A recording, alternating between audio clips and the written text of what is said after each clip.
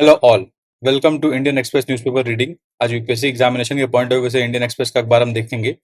बात यह है कि अभी सुबह के 8:23 हो गए हैं और अभी तक अखबार आज डाउनलोडेबल फॉर्म में नहीं आ पा रहा है।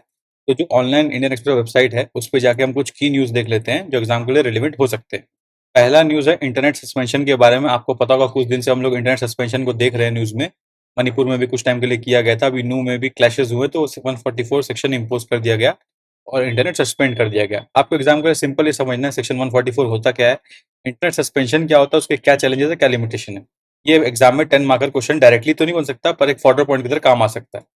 अभी बारिश आने की वजह से डेंगू और मलेरिया केसेस बढ़ने लगे हैं। खासकर डेंगू जो है दिल्ली में हाईएस्ट नंबर ऑफ देखा गया 2018 जुलाई के बाद।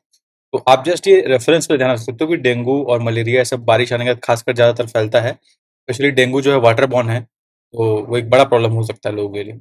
अभी रिसेंटली रेनफॉल के प्रेडिक्शन पे आईएमडी ने बोला जो अगस्त सितंबर में रेनफॉल होता है वो जनरली नॉर्मल रहेगा पर थोड़ा नेगेटिव साइड में रहेगा। आईएमडी क्या करता है 94% टू 106% नॉर्मल रेंज को मानता है, तो मोर ऑन द 94% साइड इस बार रेन रहेगा, मानने थोड़ा सा कम रहेगा। ये परसेंटेज किसके बेसिस पे कैलकुलेट किया जाता है, लॉन्ग पीरियड एवरेज के बेसिस पे। ये बात आप ध्यान रखिएगा, ये प्रीलिम्स में भी स्टेटमेंट बन सकता है। वापस पीएम की प्रेजेंस को मांग करते हुए राज्यसभा में हाउस को एडजर्न कर दिया गया। तो मेनली देखिए हाउस में क्या चल रहा है कि अपोजिशन डिमांड कर रही है कि मणिपुर पे आके पीएम स्टेटमेंट दे और पीएम नहीं दे रहा है अभी तक। इस बात पे डिस्प्यूट चल रहा है, इस बात पे अपोजिशन बवाल कर रहा है और इस बात पे बार बार एडजर्न हो जा रहा है। इससे कीमती पार्लियामेंट हाउस का टाइम वेस्ट हो रहा है। तो ये मुद्दा आप जानकर रख सकते हो। एडजर्नमेंट मोशन क्या होता है और एडजर्नमेंट क्या होता है, दोनों डिफरेंट चीज है। एडजर्नमेंट मोशन अलग होता है जहाँ पे हाउस का अटेंशन को लाया जाता है for discussion of significant matter. Adjourn का मतलब होता है जो स्पीकर या चेयरमैन होते हैं हाउस के, हाउस को प्रिसाइड करते हैं, वो एडजर्न करते हैं हाउस अगर हाउस और फंक्शन नहीं कर पा रहा बिकॉज ऑफ डिस्ट्रप्शन या फिर टाइम खत्म हो गया या फिर की बिजनेस एक्टिविटी खत्म हो गए for a particular time. Adjourn sine die होता है, एडजर्न नॉर्मल होता है। एडजर्न सिनेडाइन का मतलब ये है कि अगली बार हाउस कब मिलेगा किसी को नहीं पता। एडजर्न नॉर्मल का मतलब है कि एक पर्टिकुलर डेट और टाइम दिया जाता है जब तक के लिए हाउस एडजर्न किया गया है। तो ये इंडियन पॉलिटी के टर्म में हल्का रिलेवेंट बात है क्योंकि इस बार हाउस काफी एडजर्न हो गया है इस मॉनसून सेशन में। तो आपको बेसिक एडजर्नमेंट के बारे में पता होना चाहिए। जो सिनेमेटोग्राफ बिल था जो राज्यसभा में पास हुआ था रिसेंटली, आपको पता है 27 जुलाई को, वो अभी लोकसभा में भी कल के दिन में पास हो गया 31 जुलाई को। तो अब ये बिल प्रेसिडेंट इसको एक्सटेंड दे देंगे तो ये लॉ बन जाएगा। अब इसकी वजह से कोई भी पायरेसी कर रहा है फिल्म्स का तो उसको हेफ्टी फाइन देना पड़ेगा, उसको पनिशमेंट भी मिल सकता है। तो ये बहुत ही इंपॉर्टेंट लॉ पास हो गया। अब इसका क्या सिग्निफिकेंस है, क्या पॉजिटिव नेगेटिव एस्पेक्ट है, ये ओवर टाइम हमें इसके इम्प्लीमेंटेशन के साथ साथ पता चलेगा।